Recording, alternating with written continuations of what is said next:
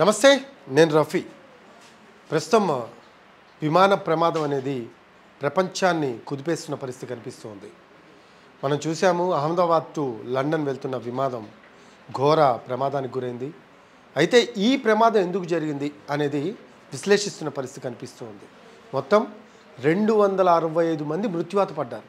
అంటే ఇది normal number కాదు, చాలా బిగ్ నెంబర్. అందులో చాలామంది వాళ్ళు ఎందుకు చనిపోతున్నామో కూడా తెలియకుండా చనిపోయిన వాళ్ళు మెడికోస్, నర్సులు ఉన్నారు. అది మాత్రం ఇది బాగా నోటీస్ చేసుకోవాలి. ఎందుకంటే ఈ 265 మందిలో విమాన సిబ్బంది దగ్గరగా 242 మంది ఉన్నారు. 242 మందిలో కూడా కొన్ని గ్రేడింగ్స్ ఉన్నాయి. లైక్ 12 మంది సిబ్బంది ఉన్నారు, అలాగే ప్రయాణికులు ఉన్నారు. 200 దగ్గరగా 29 మంది. ఒకళ్ళు సేఫ్గా బయటపడిన పరిస్థితి రమేష్. సో ఏదేమైనా కావచ్చు, ఇటువంటి ప్రమాదాలు జరగడం అనేది మంచి పద్ధతి కాదు. ఇప్పటికే చాలా ప్రమాదాలు జరిగినాయి, మన దేశవ్యాప్తంగా కావచ్చు, ప్రపంచవ్యాప్తంగా విమాన ప్రమాదాలు. అయినా కూడా మళ్ళీ ఇటువంటి ప్రమాదాలు అనేవి పునరావృతమవుతున్న పరిస్థితి కనిపిస్తూ ఉంది. ఇక కమింగ్ టు అహ్మదాబాద్, లండన్, ఈ ప్రమాదానికి సంబంధించి నిజంగా ఒక ఘోర ప్రమాదంగా మనం చూడొచ్చు. ఎందుకంటే జస్ట్ రన్వే మీద నుంచి అలా టేకాఫ్ అయిన కొన్ని సెకండ్స్లోనే విమానం కుప్పకూలిపోయిన పరిస్థితి. ఆ విమానం కూడా పోయి ఒక హాస్టల్ మీద, మెడికోస్ ఉండే హాస్టల్ మీద పడింది. దానివల్ల అక్కడున్న మెడికోస్ కూడా చనిపోయిన పరిస్థితి. అన్ని మృతదేహాలు కాలిపోయాయి. మొత్తము 169 మంది మన భారతీయులు ఉన్నారు. దాంట్లో 57 మంది బ్రిటిషర్స్ ఉన్నారు, ప్లస్ 7 పోర్చుగీసు, ఒక కెనడియన్. వీళ్ళంతా కూడా ఉన్నారు. వీళ్ళందరూ కూడా ఎంతో, అంటే ఈ 57 మంది ఎవరైతే ఉన్నారో వాళ్ళందరూ కూడా మన ఇండియాకు వచ్చి ఎంతో ఎంజాయ్ చేసి మన ఇండియాలో ఉన్న టూరిస్ట్ ప్రదేశాలన్నీ కూడా సందర్శించి చాలామంది వెనుదిరి వెళ్ళిన వాళ్ళు ఉన్నారు. అలాగే కొంతమంది బిడ్డల్ని కోల్పోయిన వాళ్ళు ఉన్నారు, అంటే వాళ్ళు విదేశాలకి చదువుల కోసం వెళ్ళిన వాళ్ళు ఉన్నారు. అలాగే మరికొంతమంది మనం చూసుకుంటే వాళ్ళ ఫ్యామిలీస్ని కలవటానికి వెళ్ళి చనిపోయిన వాళ్ళు ఉన్నారు. ఏదైనా ఇది ఒక విషాద గాథ. తప్పిదం ఎవరిదైనా, దీనికి సంబంధించి తప్పిదం ఎవరిది అనేది కూడా దీన్ని విచారణ కమిటీ కూడా కేంద్ర ప్రభుత్వం వేయడం జరిగింది. మొత్తం 4తో ఒక విచారణ కమిటీని వేసింది. అసలు ఈ ప్రమాదం ఎందుకు జరిగింది అనేది కూడా తెలుసుకునే ప్రయత్నం జరుగుతూ ఉంది. అయితే పైలట్ మేడే అని చెప్పి వెంటనే ఏటీసీకి సిగ్నల్ ఇవ్వటం జరిగింది. ఈ మేడే అంటే ఏంది అని కూడా ఒక చర్చ జరుగుతూ ఉంది. ఇది పోర్చుగీస్ పదం మైడర్, అంటే సేవ్ చేయండి ప్రాణాలు, అంటే ఈ చనిపోయే ప్రమాదం ఉంది అని చెప్పేసి పైలట్స్ ఒక సిగ్నల్ ఇస్తారు. అది 3 సార్లు మేడే మేడే మేడే అని అరుస్తారు. అది మేడే అని ఎప్పుడైతే వీళ్ళు అరుస్తారో వెంటనే ఏటీసీ అలర్ట్ అయిపోయి అసలు ఏం జరుగుతుందో తెలుసుకునే ప్రయత్నం చేసి ఆ ఇష్యూని సార్ట్అవుట్ చేయాలి. కానీ ఇక్కడ ఆ టైం కూడా లేదు. ఆ టైం గ్యాప్లోనే ఇదంతా కూడా, ఈ కొంచెం టైం గ్యాప్లోనే ఇదంతా కూడా జరిగిపోయిన పరిస్థితి కనిపిస్తూ ఉంది. అసలు ఈ ప్రమాదం ఎందుకు జరిగింది అనేది రకరకాల విశ్లేషణలు అయితే జరుగుతూ ఉన్నాయి. టేకాఫ్ సమయంలో అంటే ఒక్కసారిగా ప్రెషర్ పట్టడంతో పేలిపోయిందని కొంతమంది, మరికొంతమంది పక్షులు తగలటంతో పేలిపోయిందని కొంతమంది, ఇలా రకరకాలుగా విశ్లేషిస్తూ ఉన్నారు. ఇదంతా ఒక ఎత్తు అయితే మన భారతదేశంలో అత్యంత ఘోరమైన ప్రమాదాలు ఎప్పుడెప్పుడు చోటు చేసుకున్నాయి, అవి ఎన్ని జరిగినాయి అనేది మనం చూసుకుంటాం. అయితే ముందుగా ఇండియాలో జరిగిన ప్రమాదాల పరంగా చూసుకుంటే 1985 జనవరి 23న కెనడా నుంచి ఇండియా వెళ్తుంది ఫ్లైటు. అది వచ్చే ఎయిర్ ఇండియా బోయింగ్ 747-182 అని దాని నెంబరు. సో 329 మంది అందులో మృత్యువాత పడ్డారు. అయితే ఇది కెనడా భద్రతా వైఫల్యం, అంటే ఇది ఉగ్రవాదులు చేసిన దాడి. అంటే కెనడియన్కి సంబంధించిన ఒక ఉగ్ర సంస్థ ఈ దాడిని చేసింది. దానివల్ల చాలామంది చనిపోయిన పరిస్థితి.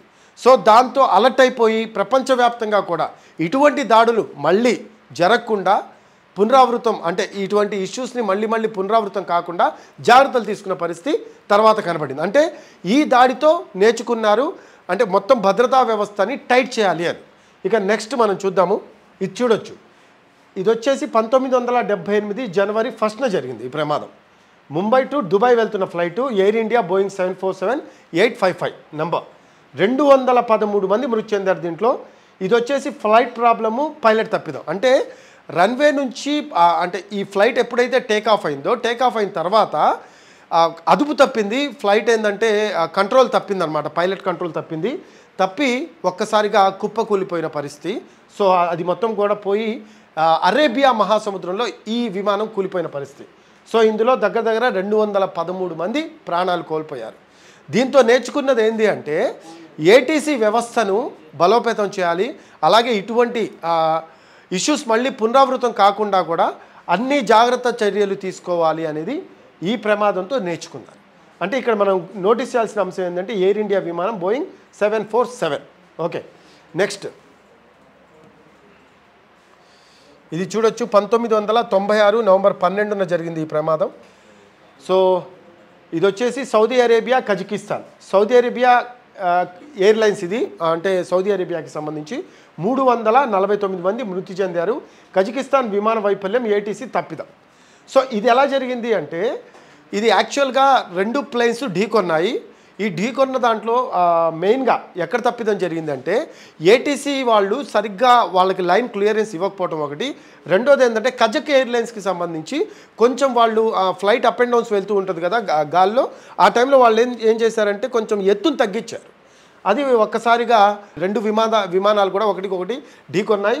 వెంటనే క్రాష్ అయిపోయిన పరిస్థితి. అందులో వాళ్ళు ఎందుకు చనిపోతున్నామో కూడా అర్థం కాకుండా 349 మంది మృతి చెందిన పరిస్థితి. ఇది కూడా ఒక ఘోర వైఫల్యం. ఇంకొక విషయం ఏంటంటే ఇది క్లియర్గా ఏటీసీ తప్పిదం అని కూడా అప్పటికే ఏటీసీకి సంబంధించిన వ్యవస్థ బలోపేతం చేసినా మళ్ళీ ఇంకా ఏమన్నా తప్పిదాలు ఏమన్నా జరుగుతున్నాయేమో అని ఆలోచించి ఏటీసీ వ్యవస్థను మళ్ళీ ఈ ప్రమాదం వల్ల నేర్చుకున్నారు, బలోపేతం చేయాలి అని మళ్ళీ దాన్ని కూడా అలర్ట్ చేసిన పరిస్థితి. ఇక నెక్స్ట్ వచ్చేసి 2010 మే 22. అంటే ఈ మధ్యలో చాలా జరిగినాయి ప్రమాదాలు, కానీ అత్యంత ఘోర ప్రమాదాల్లో ఇది కూడా ఒకటి. దుబాయ్ నుంచి మంగళూరు వెళ్తూ ఉంది ఆ flight, air India express Boeing 737-800 దీని నెంబరు. 158 మంది మృతి చెందారు రన్వే ప్రాబ్లంతో. అసలు ఈ రన్వే సరిగ్గా లేకపోవటం వల్ల ఒక్కసారిగా పైకి ఎగిరిన విమానము తర్వాత టేకాఫ్ అయిన తర్వాత ఏం జరిగిందంటే ఇక్కడ రన్వే ఉంటుందండి. ఎలా అంటే ఇప్పుడు విమానం ల్యాండ్ అవుతూ ఉంటుంది. ల్యాండ్ అయ్యేటప్పుడు రన్వే ఏంటంటే ఒక ప్లేస్లోకి వచ్చి ల్యాండ్ అవ్వాలి రన్వే మీద. కానీ అక్కడ ఏంటంటే వాళ్ళకి సరిగ్గా అర్థం కాక పైలట్స్కి రన్వే మీద ల్యాండ్ చేయకుండా వాళ్ళు ఏం చేశారంటే కొంచెం వెనక్కి ల్యాండ్ చేశారు. ల్యాండ్ చేసేటప్పటికి ఏమైందంటే ఒక్కసారిగా బ్లాస్ట్ అవడం జరిగింది 2010 మే 22న. దానివల్ల 158 మంది మృతి చెందారు. సో ఇటువంటివి మళ్ళీ పునరావృతం కాకుండా, రన్వే ఇష్యూస్ రాకుండా పైలట్స్ని వాళ్ళందరికీ కూడా మంచి శిక్షణ ఇస్తూ దీనికి సంబంధించి ఎటువంటి చర్యలు తీసుకుంటే బాగుంటుంది, ఆ టైంలో ఎలా మనం విశ్లేషించాలి ఎత్తుని పల్లాల్ని అని చెప్పేసి అవన్నీ కూడా వాళ్ళకి నేర్పించడం జరిగింది. దీనికి ఈ ఇష్యూతో తర్వాత నేర్చుకున్నారన్నమాట. నెక్స్ట్ కమింగ్ టు ఇది మనం ఇందాక చెప్పుకుంది టేకాఫ్ ప్రాబ్లం. చూడండి 265 మంది మృతి చెందిన పరిస్థితి. Ahmedabad to London 787-8. ఇది కూడా air India Boeing. So most probably air India Boeing విమానాలు ఎక్కువగా అంటే బోయింగ్ విమానాలు ఎక్కువగా ప్రమాదానికి గురవుతున్న పరిస్థితి. దానికి సంబంధించి కూడా సమగ్ర విచారణ కూడా చేస్తున్నారు, అసలు ఎందుకు జరుగుతున్నాయి ఈ ప్రమాదాలు అనేది కూడా. సో మొత్తం మీద చాలా ప్రమాదాలు జరిగినా కూడా అత్యంత ఘోర ప్రమాదాలు అంటే ఎక్కువ మంది చనిపోయిన ప్రమాదాలు ఇవే. మొత్తం 5 ఉన్నాయి. ఆ ప్రమాదాలకు సంబంధించి మీకు వివరించాను. ఇక మన దగ్గర కొన్ని రిపోర్ట్స్ ఉన్నాయి, దానికి సంబంధించి మనం మాట్లాడుకుందాము. అంటే విమాన ప్రమాదాలు ఇప్పటివరకు ఓవరాల్గా ఎన్ని జరిగాయి, ఎంతమంది చనిపోయారు అనేది మనం తీసాము. ఒక రిపోర్టు ద హిందూ ఇచ్చింది ఒక రిపోర్టు. అదేంటంటే 1990 నుంచి 2023 వరకు 99 జరిగాయంటండి విమాన ప్రమాదాలు ఓవరాల్గా. సో అలాగే 2018 నుంచి 2023 వరకు దాదాపు 56 ప్రమాదాలు జరిగాయంట. కానీ ఇవన్నీ కూడా విమాన ప్రయాణికులకు సంబంధించినవి కావంట, వేరే కారణాలతో ఇవి జరిగిన ప్రాబ్లమ్స్ అనేది క్లియర్గా ఇక్కడ రిపోర్ట్స్ చెప్తున్నాయి. ఇవి హిందుస్థాన్ టైమ్ రిపోర్ట్ ఇది. అలాగే ప్రస్తుతం ఇది AI-171 అంటే గుజరాత్లో జరిగిన అహ్మదాబాద్ నుంచి లండన్ వెళ్తున్న విమాన ప్రమాదానికి సంబంధించిన కారణాలు కూడా వెతికే పనిలో పడ్డారు ప్రస్తుతం దీనికి సంబంధించిన అధికారులు. అలాగే ఇక మనం చూసుకుంటే పైలట్ల లోపంతో ఎన్ని ప్రమాదాలు జరిగాయి అనేది కూడా మనం చూద్దాం ఒకసారి. 1951 నుంచి 1980 మొత్తం 59% ప్రమాదాలు పైలట్ల తప్పిదాల వల్లే జరిగాయంట.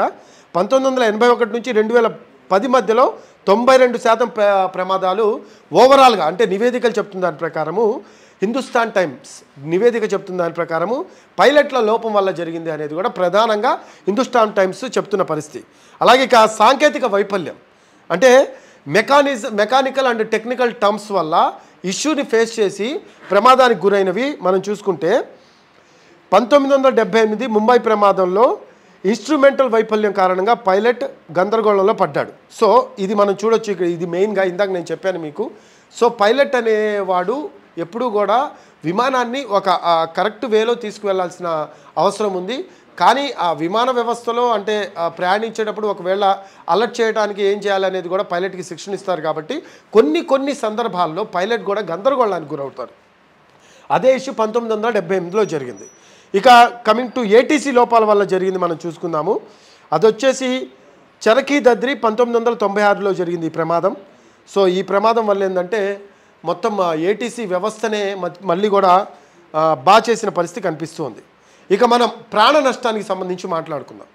1990 నుంచి 2023 మధ్యకాలంలో మొత్తము 1020 మంది మరణించారంటండి. ద హిందూ డేటా ప్రకారం మనం చూసుకుంటే 1947 నుంచి 2020 వరకు 2173 మంది మరణించిన పరిస్థితి హిందుస్థాన్ టైమ్స్ నివేదిక చెప్తూ ఉంది మనకి. అలాగే ఏదైనా దశాబ్దం సురక్షితంగా ఎటువంటి ప్రమాదాలు ఎక్కువగా జరగకుండా ఉన్నది ఏదైనా ఉంది అంటే 2011 నుంచి 2020 ఈ దశాబ్దంలో కేవలం ఒకే ఒక్క ప్రమాదం జరిగిందంట. ఈ 2023 వరకు ఈ దశాబ్దం మొత్తం కూడా కేవలం ఒకే ఒక ప్రమాదం జరిగింది. సో ఇది మ్యాటర్. దీన్ని బట్టి మనం ఒకటి అర్థం చేసుకోవాలి. ఎన్ని ప్రమాదాలు జరుగుతూ ఉన్నా ప్రమాదాలతో మనం నేర్చుకోవటం కంటే కూడా అంటే ప్రజల ప్రాణాన్ని పణంగా పెట్టడం కంటే కూడా మనం కొన్ని విషయాల్లో జాగ్రత్తలు వహిస్తే మంచిది. దానివల్ల ఏంటంటే ప్రజల ప్రాణాలు సేఫ్గా ఉంటాయి, వాళ్ళ కుటుంబాలు బాగుంటాయి, అలాగే మన వ్యవస్థ కూడా బాగుంటుంది. ఇప్పుడు ఈ ప్రమాదంతో చాలామంది ఫ్లైట్ ఎక్కాలంటేనే భయపడే పరిస్థితి ఏర్పడుతూ ఉంది. ఎందుకంటే గతంలో ఫ్లైట్ ఎక్కాలంటే భయపడే వాళ్ళు ఇప్పుడిప్పుడే అందరిలో అవేర్నెస్ వచ్చి ఒక ట్రావెలింగ్ వేగా అంటే బస్సులో ఎలా వెళ్తామో ట్రైన్లో ఎలా వెళ్తామో అలాగే ఫ్లైట్ని బుక్ చేసుకొని వెళ్ళిపోతున్న పరిస్థితి కనిపిస్తుంది. ఇటువంటి ప్రమాదాలతో చాలామంది మళ్ళీ ఫ్లైట్ ఎక్కాలంటే ఆలోచించే పరిస్థితి కనిపిస్తూ ఉంది. ఎందుకంటే టెక్నాలజీ డెవలప్ అవుతుంది ఒకవైపు, మరోవైపు టెక్నాలజీకి తగ్గట్టు కూడా మనం కూడా వ్యవహరించాలి. కాబట్టి సో ఈ ఫ్లైట్స్కి సంబంధించి లోపాలు ఏమన్నా ఉన్నా కూడా ముందే గ్రహించి ఇబ్బందులు తలెత్తకుండా ప్రజల ప్రాణాలని గాల్లో వదిలేయకుండా జాగ్రత్త పడాల్సిన అవసరం ఉంది ఏవియేషన్ డిపార్ట్మెంట్. దాంతోపాటు మనం చూసుకుంటే నిన్న జరిగిన ప్రమాదం అహ్మదాబాద్ టు లండన్ వెళ్ళే ఫ్లైట్ ఆల్రెడీ ఢిల్లీ నుంచి హైదరాబాద్ వచ్చేటప్పుడు అక్కడికే ఆ ఫ్లైట్లో సాంకేతిక లోపం ఉందని చెప్పేసి చెప్పడం జరిగింది. కొన్ని వీడియోస్ కూడా రిలీజ్ చేశారు.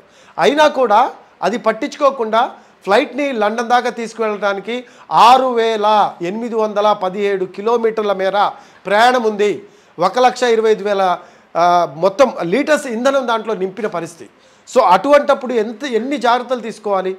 ఆల్రెడీ అక్కడికే హెచ్చరించిన పరిస్థితి. అతను ఎక్స్లో కూడా పోస్ట్ చేశాడు ఒక ప్రయాణికుడు, దీంట్లో ఇబ్బందులు ఉన్నాయి, ఏది పనిచేయట్లేదు సరిగ్గా అని.